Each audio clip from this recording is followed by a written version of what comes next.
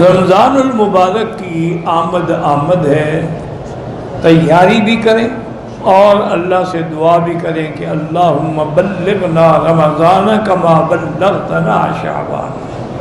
کہ اللہ ہمیں رمضان نصیب فرما دے، شعبان نصیب فرما دے۔ اللہم ارزقنا صیام رمضان و قیام رمضان ایمانا و احتسابا،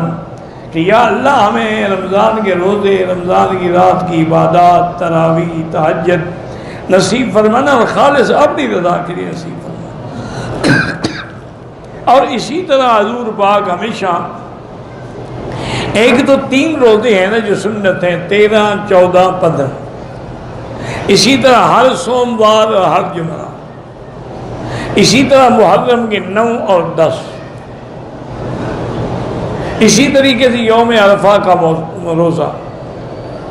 لیکن اس کے علاوہ حضور شعبان میں سب سے زیادہ روزے رکھتے تھے، سب سے زیادہ روزے آپ شعبان میں رکھتے تھے۔ حتیٰ کہ بی بی عائشہ صدیقہ فرماتی ہیں کہ ہمارے جو رمضان میں روزے کبھی قضا ہو جاتے تھے حیض کی وجہ سے، تو ہمیں ان کی قضا کا موقع نہیں ملتا تھا، ہم روزے نہیں رکھتے تھے اس ڈر سے کہ شاید حضور بلا لے۔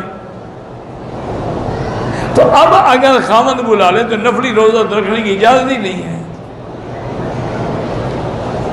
کیونکہ نفلی روزہ تو ایک نفلی عبادت ہے، اور خاوند اور بیوی کے ملنے سے تو آدمی جہنم سے بچتا ہے، زنا سے بچتا ہے، گناہ سے بچتا ہے، آگ سے بچتا ہے۔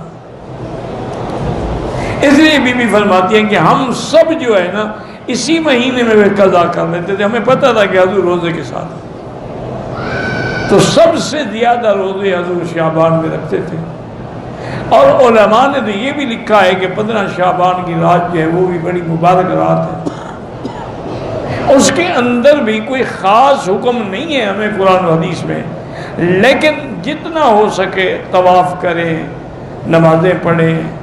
ذکر اللہ کریں، تسبیحات پڑھیں، تحمید، تسبیح، تقدیس، تحلیل، یعنی سبحان اللہ والحمدللہ لا الہ الا اللہ، سبحان اللہ وبحمدہ سبحان اللہ العظیم، سبحان اللہ وبحمدہ عدد خلقہ وزنۃ عرشہ ورضا نفسہ ومداد کلماتہ، اور تلاوت قرآن، یعنی جتنا ممکن ہو سکے تاکہ رمضان کے آنے سے پہلے ہماری اصلاح ہو جائے، استغفار کریں، اگر حقوق العباد کسی کے دینی ہے تو ادا کرنے کی کوشش کریں،